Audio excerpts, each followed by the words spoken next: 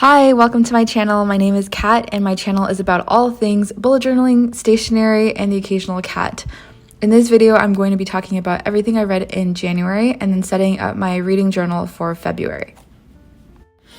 So I'm going to start by talking about each of the books I read, and I will do my best to not share any spoilers, only to give a brief overview. The first book I read in January was Twisted Hate by Ana Huang. This is a romance novel, and it is the third book in the series, although it can mostly be read as a standalone novel. The story follows the love story between Josh and Jules, and it's an enemies to lover romance.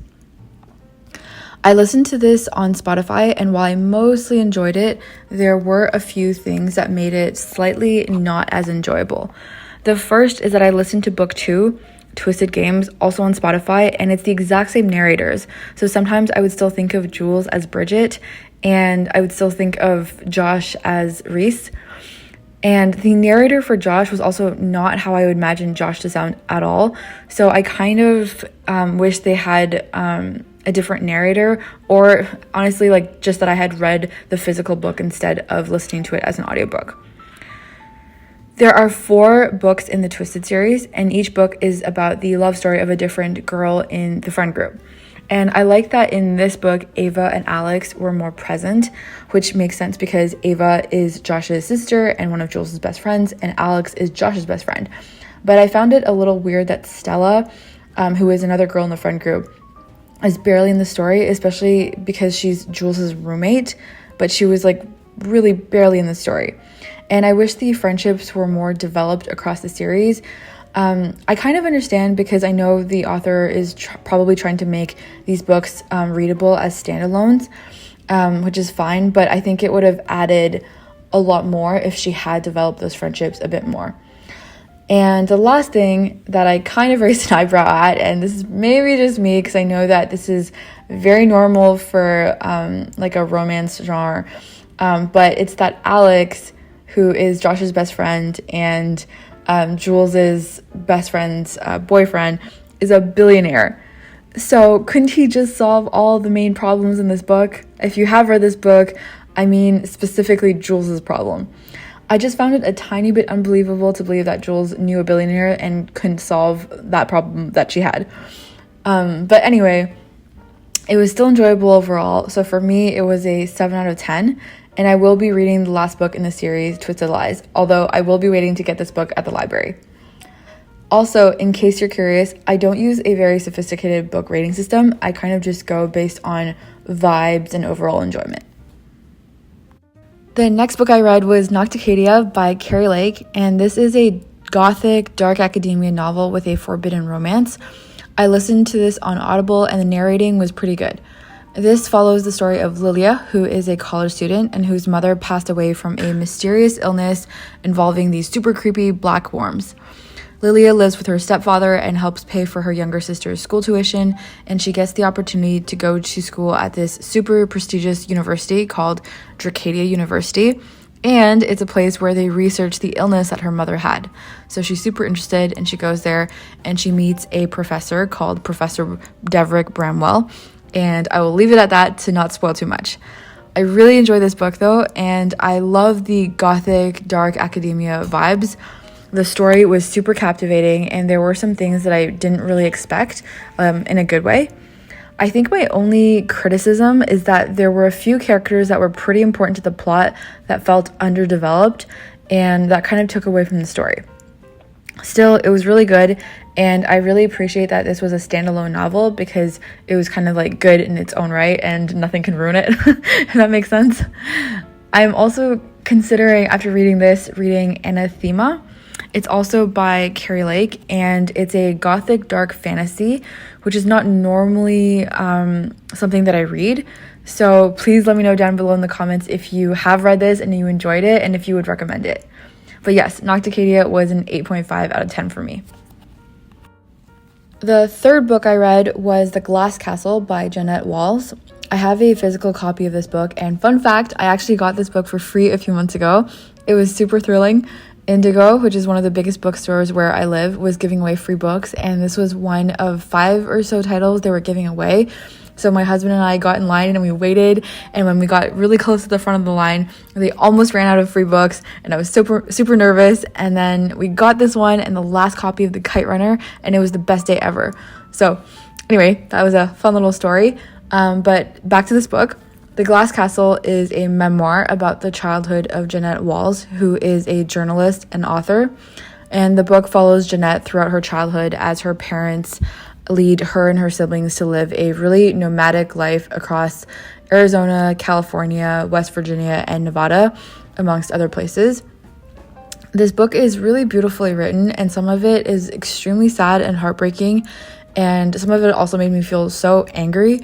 It is definitely not a lighthearted read, but it's a great book, and I learned a lot, and it really made me reflect a lot too. I gave this book a 9 out of 10 because I really enjoyed it. It's hard for me to rate memoirs sometimes because it's such a personal journey of a real human being and the way they choose to express themselves and reflect on their life, and usually parts of their life that were incredibly difficult. I really love reading memoirs, but I don't read them too often. Partly it's because memoirs can be really heavy, and after reading a memoir, I really like to sit with it and think about it and not quickly move on to the next thing. So I don't read them too often. But I would highly recommend this book. I think just if you are interested and you haven't read it before, do check the trigger warnings online before you read it because there are a lot of really heavy topics. The fourth book I read this month was Hopeless by Elsie Silver. I didn't have any stationery that perfectly matched both the cover and the vibes of the book, so I opted for matching the vibes of the book rather than the cover. This is a romance novel set in the fictional town of Chestnut Springs, and this is actually the fifth and the last book in the series. I tried to read this book, or I tried to read Flawless, I should say, which is the first book in the series a couple months ago, and I couldn't get into it at all, so it was like a did not finish for me. I think sports romances are not my thing, which is why I didn't finish it, but I kept seeing this series all over Instagram, and people seem to really love it, so I kind of wanted to give it another chance, and I picked one where I thought I might enjoy the tropes. Hopeless is a fake dating romance between Bailey, the main female character, and Beau, the main male character. It was easy enough to read as a standalone, but I was definitely missing a little bit of context and some character backstories. I liked this book, and it was a 7 out of 10 read for me, but I didn't love it. There wasn't a super strong plot or really strong character development, but the banter and the chemistry between the two main characters was enjoyable, and it was good enough that I kind of want to read Heartless now, which is the second book in the series. And the fifth and final book I read this month was The Restaurant of Lost Recipes by Hisashi Kashiwa. This is actually the second book in the series, which I didn't realize until after I finished the book, but you can definitely read it as a standalone. This is the story of a father and daughter duo who run a diner called Kamogawa Diner in Kyoto. And Nagare is the father and the main chef, and Koishi, I think is how you say it, is the daughter and helps him run the business. And what is special about this diner is that they help their customers find lost recipes, meaning customers come to them looking for a specific dish, and then after interviewing them and asking them a bunch of questions, Nagare spends 2 weeks being a food detective and finding out exactly how to make it taste exactly the way they remember. There's also a cat featured in the story, a tabby cat called Drowsy, which is why I included this super cute cat sticker in my spread. This book is divided into 6 chapters, and it reads kind of like 6 short stories, and it's a really wholesome and whimsical book. It's a book that is not too serious and not too long, so it's a really fun kind of comfort read.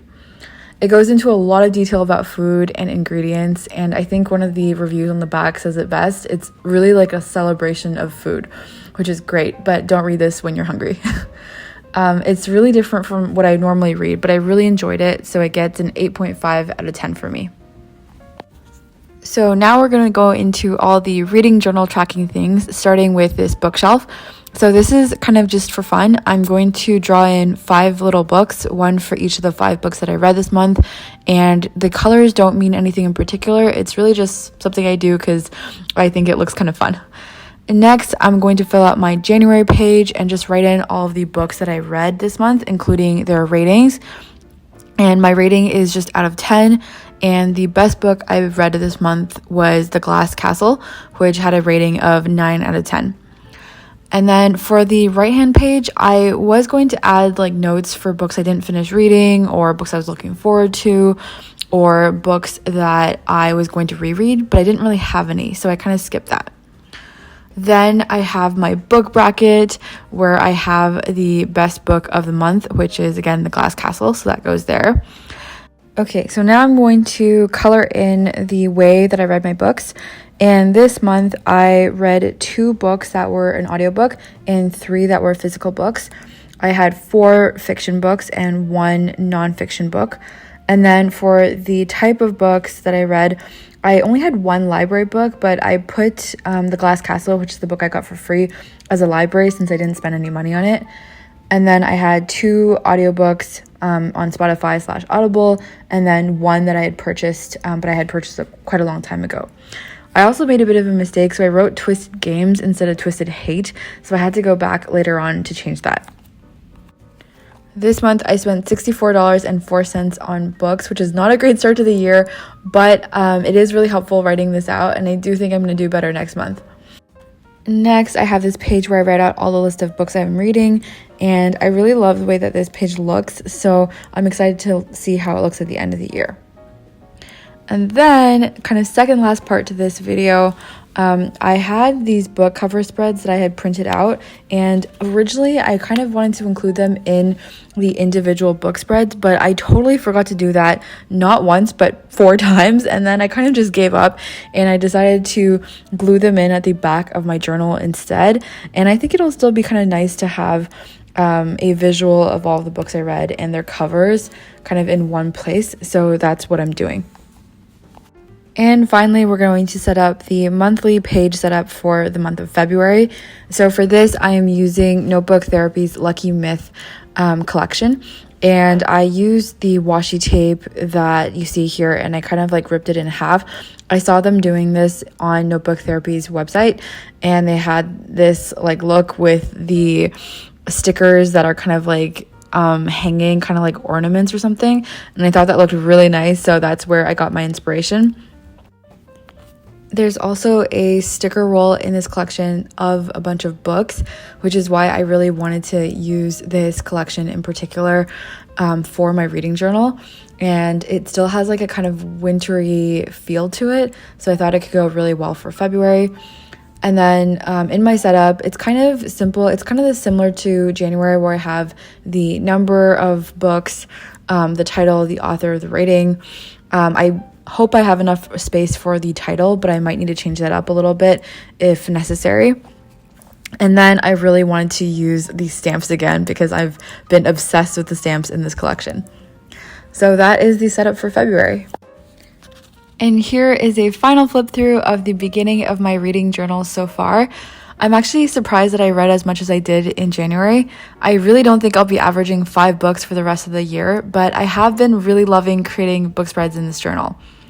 I think my favorite spread so far is my Nocticadia spread because I love the dark academia vibes, but I am also really happy that I had a sticker that I felt really did look like Jules from Twisted Hate, so that was super satisfying. That concludes my first reading journal video. If you enjoyed this video, please don't forget to like and subscribe, and I will see you soon. Bye.